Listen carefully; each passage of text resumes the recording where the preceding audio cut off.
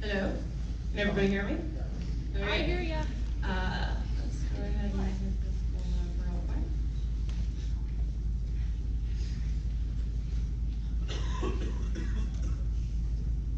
quick. Okay. So, I'm gonna have to use multiple hands here, so bear with me. My name is Osaze Ogbeide, and my presentation I have decided to entitle Black Sheep, Stories on Being a Woman of Color in North Idaho. I'll go ahead and give you a disclaimer. I'm incredibly nervous right now, so. Don't we all? Yeah, no joke. Shout out to whoever just said that. So I'll start by just telling you a little bit about myself. I am 23 years old. I have 2 younger sisters that are actually here today watching this, so that's exciting. I am a POC, which means person of color. Specifically, I am a Black POC. I'm biracial. My mother is French, Dutch, English, and primarily Norwegian. Anybody, any of those things in here? Yeah, okay. Now I'm probably gonna see a lot less hands in here. Who else is Nigerian? Woo! Okay. My father's tribe is actually Yoruba. He was born and raised in Lagos, Nigeria, so I'm half Nigerian. And I have lived in North Idaho for many years. I moved here in 2003. I lived in Rathdrum for a while. I then moved to Sandpoint, Idaho, and I went to high school there. And I have been living in Coeur d'Alene for about 4 or 5 years now. So I would like to start my presentation with a poll. So I would like everyone in here to raise their hand if they consider themselves or identify as racist or a racist. No judgment. Nobody in here is going to be mad. Okay, all right. Got a couple brave people in here. There we go.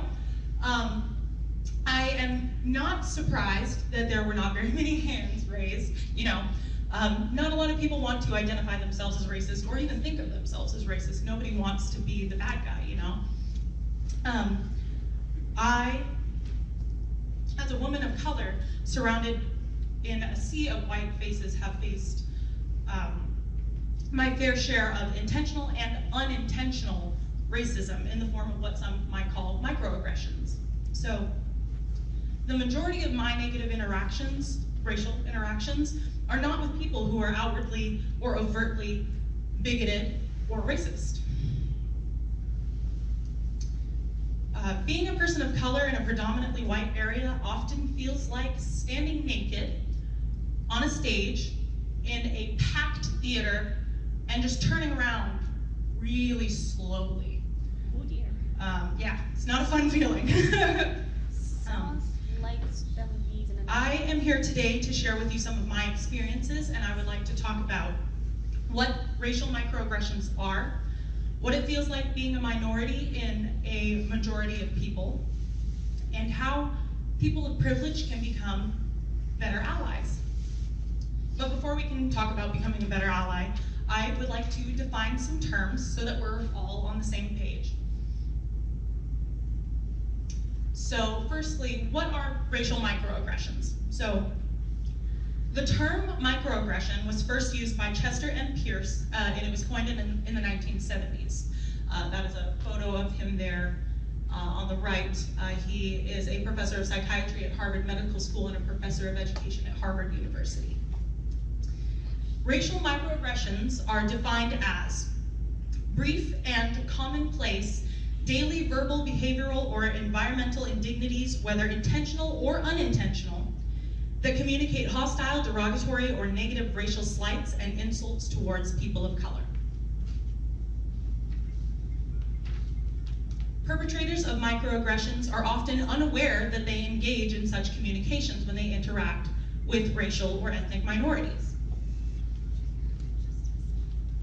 This is essentially a form of contemporary racism, which has evolved from overt racial hatred and bigotry that is consciously and publicly displayed to a more ambiguous form that is much, much more difficult to identify and to acknowledge.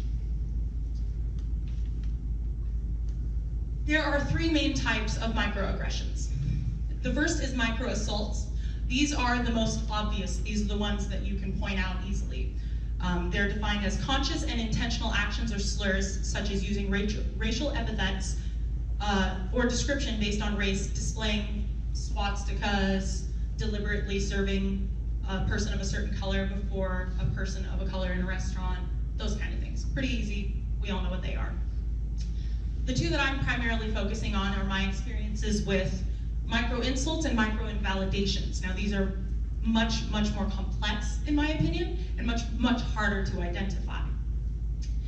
Micro-insults are defined as verbal and non-verbal communications that subtly convey rudeness and insensitivity and demean a person's racial heritage or identity. Micro-invalidations are communications that subtly exclude, negate, or nullify the thoughts and feelings or experiential reality of a person of color.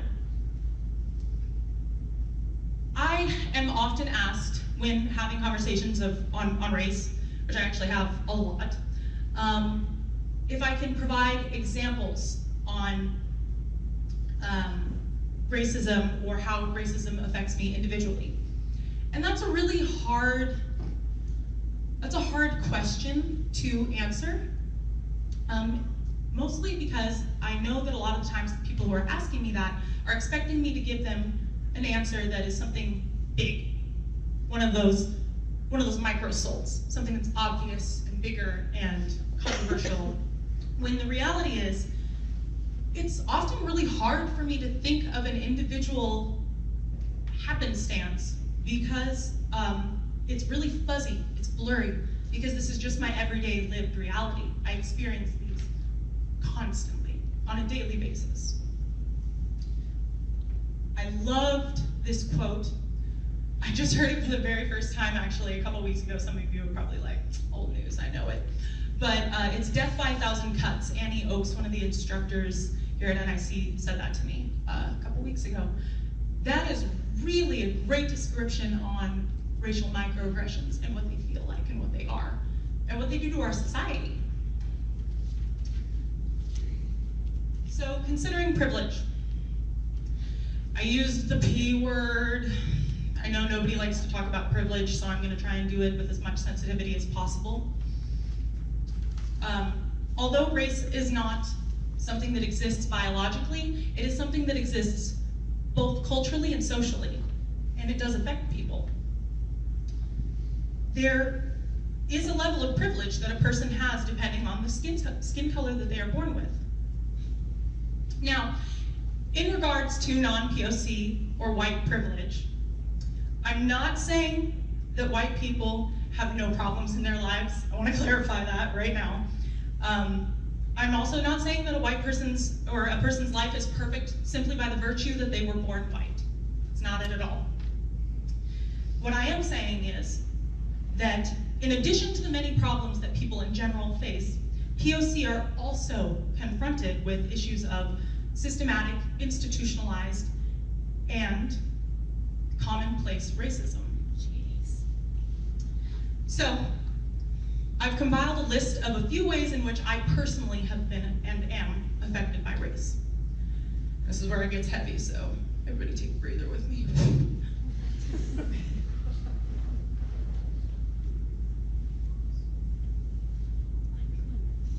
I never get to exist outside of my race. Easy there. Thank you, baby.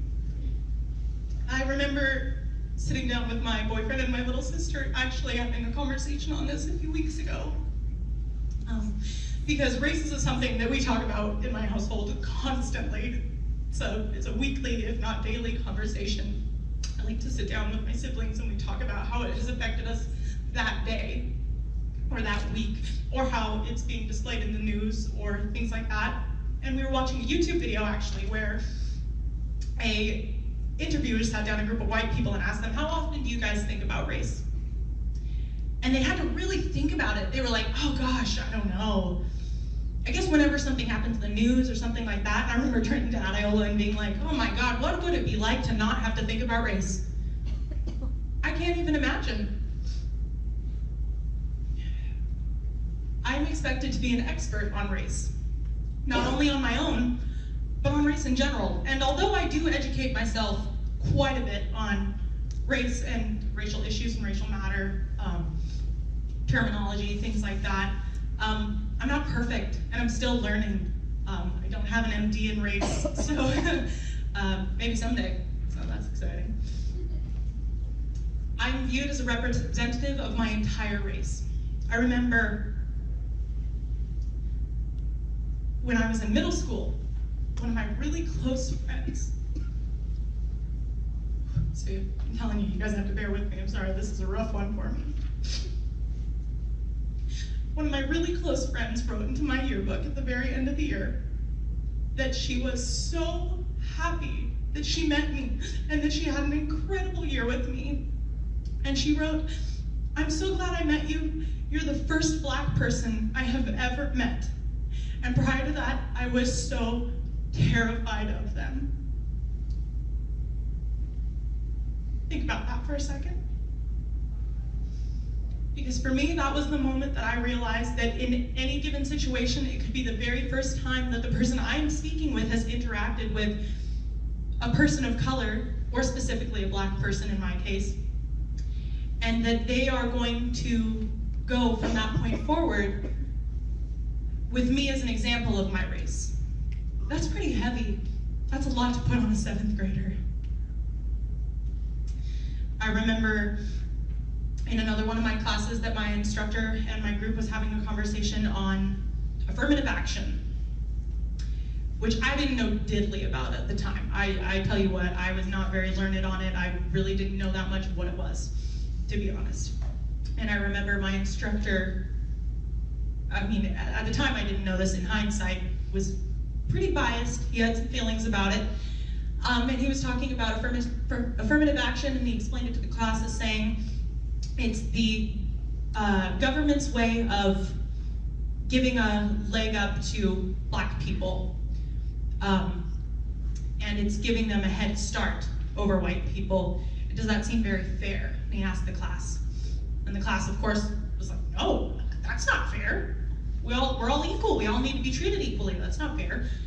But what really got me is when he turned to me and asked me specifically how I felt about affirmative action, which, even if I fully understood it, I definitely didn't know how to speak my mind on it and how to tell this entire group of young white people in my class who were all looking to me as the Black voice to explain what it is and why it's wrong, and to explain my opinion on it. So that was also really hard.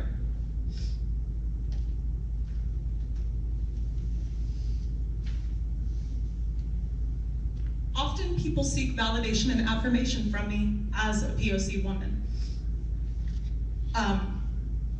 This one was more recent. About a year or two ago, in one of my college classes, actually here on campus, we took a break in class at one point, and because it was like one of those 1 day a week classes, and we took a break in class, and this woman who I had only had 1 or 2 conversations with maybe cornered me in the classroom, and I mean that literally. I was in a corner, and she started telling me about how she is so happy to see someone like me here, and how she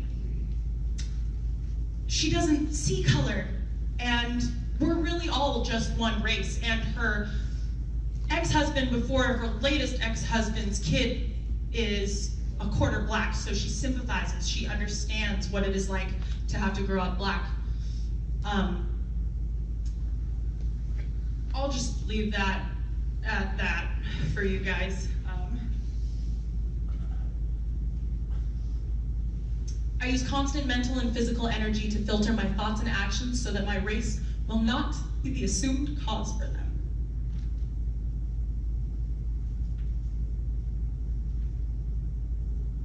It's really hard when you're trying to speak your mind on a topic, especially when it comes to race.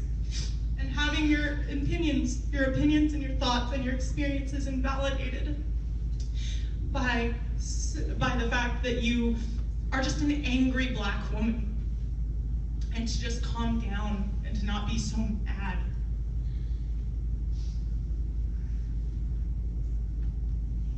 I know I shouldn't have worn false eyelashes today, I tell you what. Ooh, these are coming off as soon as I'm done talking. Sometimes I'm exhausted and I don't have the energy to explain even when it's needed. I really do try to have these conversations with people. When someone says something, I try to speak up and I try to point out to them why what they said is hurtful or offensive. But sometimes I'm tired. I will have these conversations 10, 15 times sometimes in one day. It's exhausting.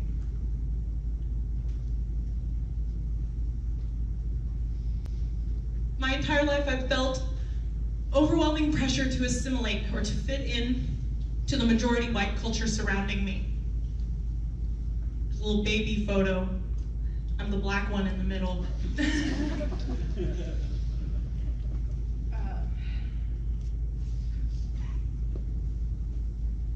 Just to show how unknown these kind of comments are. I've gotten them from friends. I've even gotten them from family. Being told to tame my hair was a really big one growing up. Think about this. When you guys, I can only assume from what I've heard, but when you guys have a bad hair day, what are some of the words that you use to describe your bad hair? Shouts them out. Poofy. I'll give you one. Uncontrollable, yeah. Needs tamed. Frizzy. Unmanageable. Buzzy. All of these same terms I have heard my entire life used to describe my hair. Just the way that it grows out of my head. What message does that send to people of color and to children who are POC when they are told that their natural hair growing out of their head is what the majority avoids, what they don't like, what is ugly? I used to permanently relax my hair with an 80% relaxer. I've burned my head on many occasions. It's horrible. And I used to also flat iron my hair. I would never leave the house without having my hair straight. That's good. And it was because I was ashamed of how it looked. I used to think to myself, what if my hair isn't considered professional enough for this job that I want? Or what if it's not attractive enough for anyone to ever love that part of me?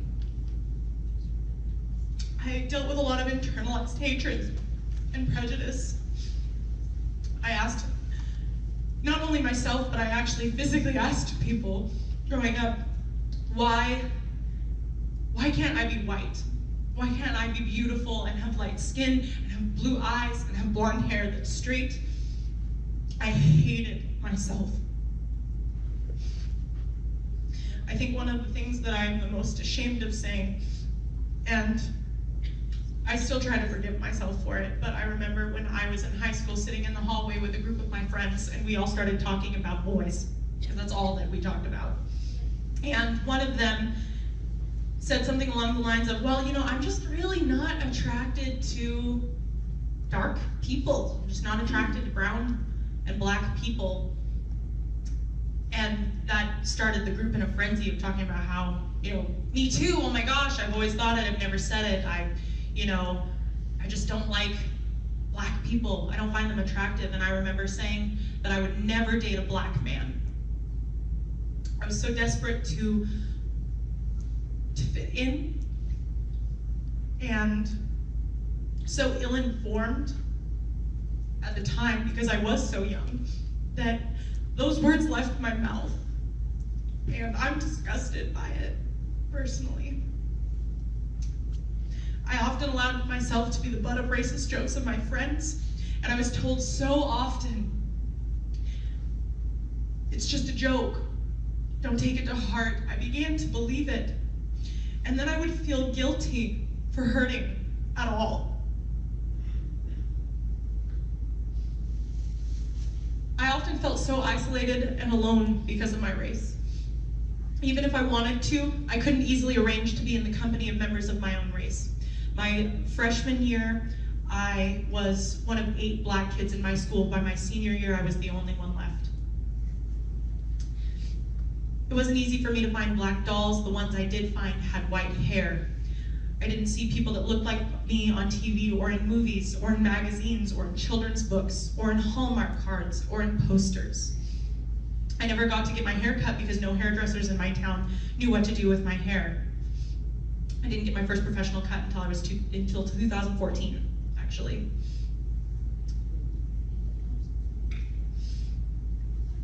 I have to question whether or not people are interested in dating me based solely on my race. I cannot count how many times I have heard, I've always wanted to have sex with a black girl. Or, if we ever had babies, they'd be beautiful mixed babies. But it's great, they'd only be a quarter black, so they wouldn't be too black. Okay. Sympathy and informed empathy. There's a difference between sympathy and empathy. Sympathy is feeling bad for someone and doing your best to understand, but not having actually lived the experience that they're talking about. Empathy is feeling deeply bad for someone and wanting to change because you have also been through what they have been through. For example, I as a black woman can feel empathy toward a dark-skinned black woman because I know what it is like to be a black woman. I will only ever be able to feel sympathy, though, to her in regards to being dark-skinned, because I will never, ever understand what it is like to live in this world as a dark-skinned black woman.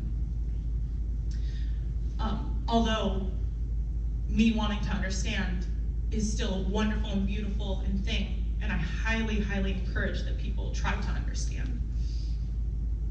I want to clarify that ignorance is not malice. Through my story and the stories of other POC, you can sort of gain insight to the experience, and the same parts of your brain actually fire as if you were having that experience when you hear stories or read stories about these kind of things. There's an element of power and privilege with sympathy, being able to say, oh, I feel so bad for you, and then never address it again. The goal is through education and information to move past shallow surface levels of sympathy and into deeper care and motivation to change, which is empathy. I and other POC acknowledge that sometimes people don't have the skills or the knowledge to find accurate resources and to understand the complexities of race. This is something that I have had to start looking into since I was very, very young. You know, not everybody has been put into situations where that's something they needed to know about. But that just means that when I or other POC inform you of something, that it's what you do from that point forward that matters the most.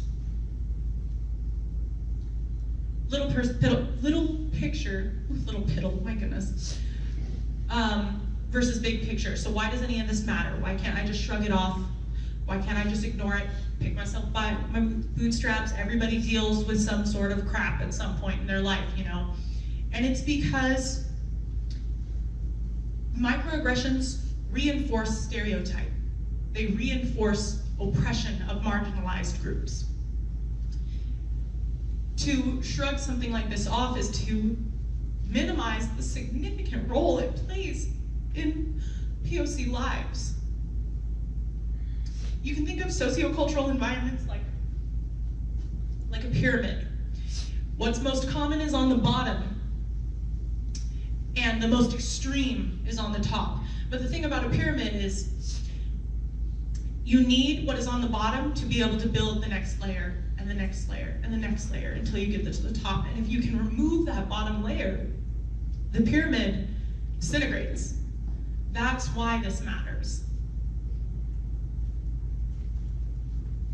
What can we take away from this? Consider ways that we can become better allies to people of color. I have 4 things. Be open-minded. Sometimes it's easy to feel defensive when you're discussing the sensitive topic of race. I understand that. But we still need to listen to minorities. We need to approach conversations on race with willingness to learn. Be self-reflective. I hope that some of you are thinking this now, or at least will when you leave. Shit, have I ever said some of these things? How would I respond if a POC informed me that what I said was hurtful? Be self-aware. I think the golden rule is if you wouldn't ask or say it to or about a non-person of color or a white person, don't say it to a POC.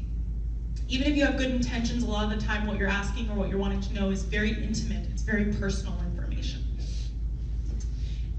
If there's something that I want you to know, I will tell you.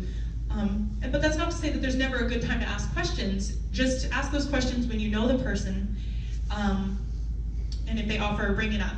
And also keep in mind, never touch someone without permission. And lastly, speak up and speak out. This is how you take action. The previous 3 are just things that you can do for yourself, but when you see microaggressions happening, when you hear them, do something about it. Educate, talk to the person. Because sometimes as a person of color, I and others don't have the energy to do it all the time. All right. I just wanted to, last thing, I'm so sorry this took so long. Okay. In the English language, black sheep is an idiom used to describe an odd or disreputable member of a group, especially within a family. But we must, as a family, through empathy and love, make an effort to remind the black sheep that their wool is just as warm. Thank you.